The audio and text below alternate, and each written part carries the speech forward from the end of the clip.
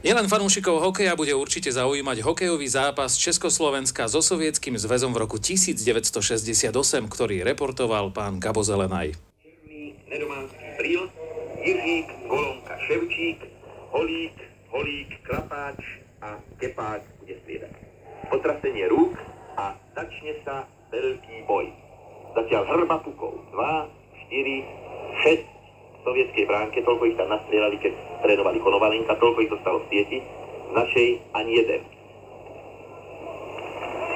Chlapci naši rozkorčulovávajú sa ešte raz. Sovieti pomalšie krúžia. Vyhodili puky tam smerom, kde sedia časomerači a prestomerači, tam sú obaja rozhodcovia, šedivý pán Brown, mladícko, vyzerajúci pán Trump zo Spojených štátov, ďalšie puky na mantinel a musí sa o chvíľečku začať veľký boj. Artikal už útočí. Ako krídelný útočník prešiel, cez Ragulina prenechal puk mu odskočí a pozor teraz.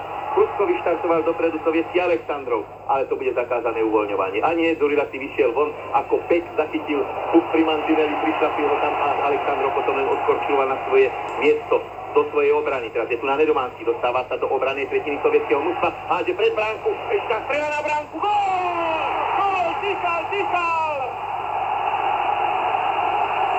To bola akcia, takto chlapci, prísť pred bránu, prihrať strely, musí padnúť medzi nohy, nemôže, aby ste nedali gól. Dokonca Kresniťa chýba ešte 14 minút, vedie, prehrávame v pomere 2-1 a diváci húria, diváci sa tešia, držia nám palce.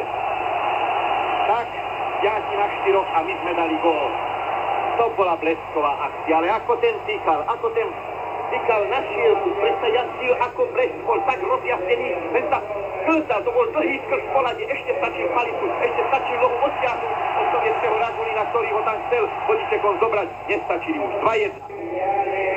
Ve třetí třetině naši chlapci sice zvýšili tempo, ale byly to ty nepřesné přihrávky, stejně tak, jako jsme viděli i teď v té přesilovce 6-5, když jsme nedovedli udržet kotouč obrané třetí mužstva Sovětského svazu.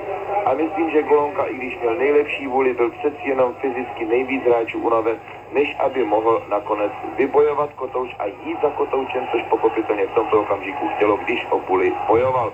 Prohrál své Buli a tak v tomto okamžiku sledujeme ještě jazdu Jiříka v jednom z posledních pokusů náporu na sovětskou branku.